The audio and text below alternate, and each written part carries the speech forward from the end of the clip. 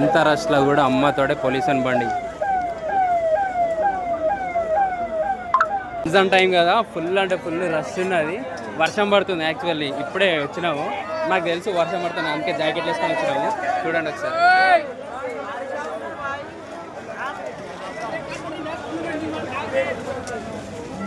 మా చూడరు మా వర్షం పడుతుంది, ఒక్కొక్కరు ప్యాకప్, లెట్స్ ప్యాక్.